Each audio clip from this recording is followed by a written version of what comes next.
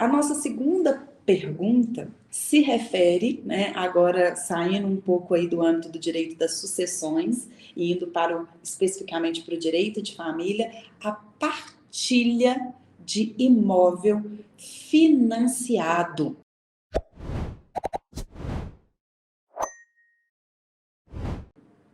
É uma dúvida muito frequente.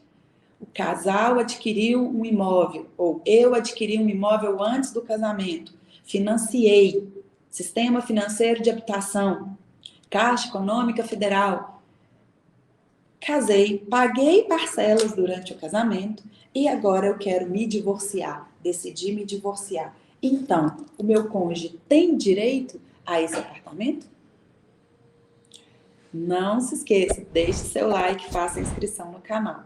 Vamos lá então, pessoal. Em se tratando, né, da partilha de imóvel financiado, o primeiro ponto que nós temos que observar diz respeito ao regime de bens do casamento. Tá? Então, para responder essa pergunta, o primeiro ponto que nós temos que observar é quando aquelas pessoas se casaram ou quando aquelas pessoas constituíram união estável, escolheram um regime de bens, qual foi esse regime de bens?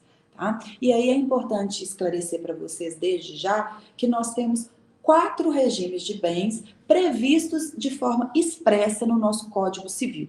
Então, quando a pessoa vai se casar, ela pode, a princípio, optar por um desses 4 regimes.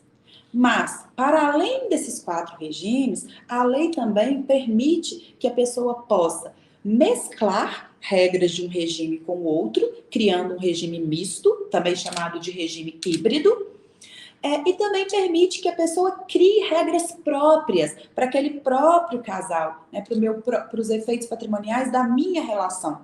Então, vejam, vou repetir, é possível que o próprio casal estabeleça as regras patrimoniais que irão reger aquela relação. Mas, para tanto, terão que fazer um pacto antinupcial. É outro tema muito interessante que a gente também pode abordar em outra oportunidade. Né? E aí, então, para fazer a adoção desse regime misto ou desse regime atípico, eu terei que fazer uso, né, desse instrumento, que é o pacto antinupcial, no caso do casamento, e no caso da união estável, do chamado contrato de convivência ou contrato de união estável. E, então, dentro dessa perspectiva do pacto, do contrato de convivência, o primeiro questionamento que nós temos que fazer é: qual é o regime de bens do casal? Esses 4 regimes que eu disse a vocês que estão previstos expressamente no nosso Código Civil são os seguintes. Primeiro, comunhão universal de bens, também chamado de comunhão total de bens. Era um regime muito adotado antigamente, tá? Principalmente, né, porque o casamento até 1977 ele era indissolúvel, a mulher não trabalhava, né, a família ela tinha um viés muito mais conservador, muito mais ligado à questão religiosa, né, principalmente a Igreja Católica, a dogmas. Então, esse regime, né, se misturava muito com aquela ideia do que Deus uniu, o homem não separa, né, uma só carne, um só corpo. Então, dentro desse contexto, era um regime muito adotado. Hoje em dia não é, né, tão escolhido mais, porque o contexto da nossa sociedade foi muito alterado, né, principalmente aí a partir da Constituição de 1988, da emancipação das mulheres, né, do feminismo, na década de 70, com o advento da pílula anticoncepcional, a gente observa uma mudança significativa que acabou culminando também, né, refletindo nessa questão patrimonial. Então, desde a lei do divórcio, que o regime legal no Brasil deixou de ser a comunhão universal de bens, também chamada de comunhão total de bens, para a comunhão parcial de bens. Tá? Então, era muito adotado também porque era o regime legal vigente no Brasil até 1977. A partir de dezembro de 1977, com a aprovação da lei do divórcio, passou a ser o regime legal a comunhão parcial, que é, sem dúvida alguma, o regime mais adotado, né, o que a gente chama de regime legal vigente. E o que diferencia a comunhão universal da comunhão parcial? Na comunhão universal, comunicam-se todos os bens que eu já possuía antes de me casar e os bens que eu vier a adquirir durante o casamento. seja uma aquisição a título gratuito, leia-se herança e doação, seja uma aquisição a título oneroso, tá? Então, é um regime que parte, né, tem como regra geral essa comunicabilidade ampla dos bens que eu já tinha ao casar e daqueles bens que eu venho a adquirir na constância do casamento, mesmo através de herança e mesmo através de uma doação. Já a comunhão parcial, não. A comunhão parcial, ela é mais limitada, né, e as pessoas hoje consideram um regime mais justo, mais equilibrado. Por quê? Na comunhão parcial, o que eu já levei para o casamento não se comunica.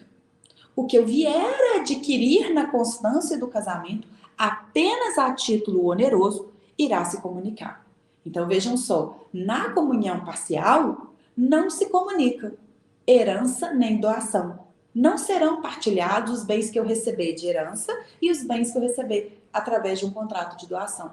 Por quê? Porque não houve uma aquisição onerosa, não houve um trabalho, não houve um esforço da minha parte para aquela aquisição. Foi uma liberalidade de alguém que redundou na aquisição daquele patrimônio, portanto não se comunica. Também não se comunicam as aquisições que eu fiz anteriormente ao casamento. E aí não importa se é a título gratuito ou oneroso. Então trabalhei, comprei um apartamento com meu dinheiro antes de casar, está quitado, casei pela comunhão parcial, não há comunicabilidade. E aí os outros dois regimes que nós temos ao lado da comunhão universal e da comunhão parcial são a separação total de bens e a chamada participação final nos aquestos. Tá? Essa separação total de bens, nós temos duas modalidades. A separação total obrigatória e a separação total convencional. Poderemos falar mais sobre isso também em outros vídeos. Tá? A separação total convencional é quando o casal opta por uma incomunicabilidade. Então, o que é meu, o que é seu. Amor e patrimônio não se mistura. Então, esse regime vai se destinar às pessoas que têm essa filosofia. Amor é uma coisa, patrimônio é outra coisa. Normalmente, né, eu brinco que é o regime do jogador de futebol. Né? O jogador de futebol que já milionário ali se casa, tem diversos contratos, negociações, ele quer ter uma total liberdade para gerir os seus negócios, os seus contratos, conhece uma moça e se casa. Separação total convencional. Por que convencional? Porque essa separação resultou de um acordo de vontades entre aquelas pessoas. E já na separação total obrigatória, não. Na separação total obrigatória, são situações em que aquelas pessoas não poderão escolher o regime de bens. Elas podem se casar, mas não poderão fazer a escolha do regime de bens em razão de alguma circunstância específica, dentre aquelas previstas no nosso Código Civil, né, lá no artigo 1641.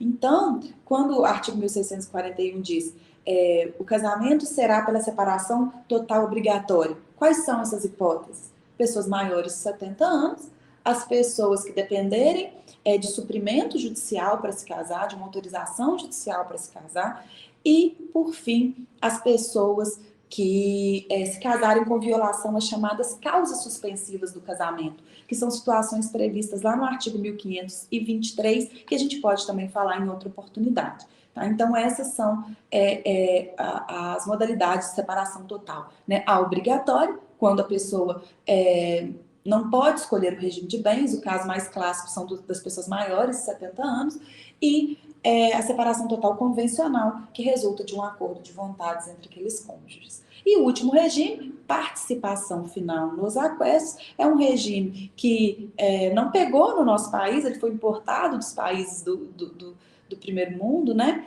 E esse regime, ele é uma mescla de regras da comunhão parcial de bens com regras da separação total de bens. Ele também é chamado de regime do contador, né? Ou regime contábil, regime misto ou híbrido para alguns autores, justamente por mesclar regras de um regime com outro. Então, durante a constância do casamento, cada um dos cônjuges conserva seu patrimônio próprio. Então, eu mantenho meu patrimônio, meu cônjuge mantém o patrimônio dele, a administração livre desse patrimônio durante o casamento, que administrar não significa alienar, não significa poder dispor.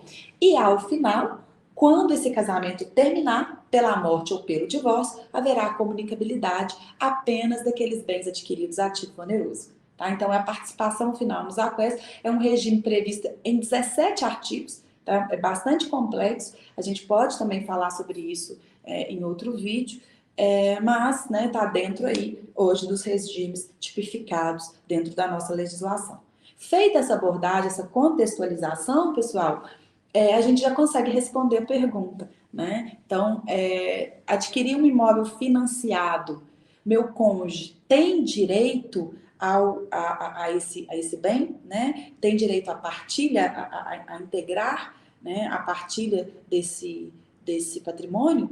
E aí eu vou responder à luz, né, dos dois regimes principais aí, né? Que geram maior interesse, maiores dúvidas, que são a comunhão universal e a comunhão parcial de bens, principalmente a comunhão parcial. No âmbito da comunhão parcial, que se comunicam apenas os bens que eu adquiri após o casamento, nós vamos ter a seguinte situação: adquiri o imóvel antes, paguei uma entrada.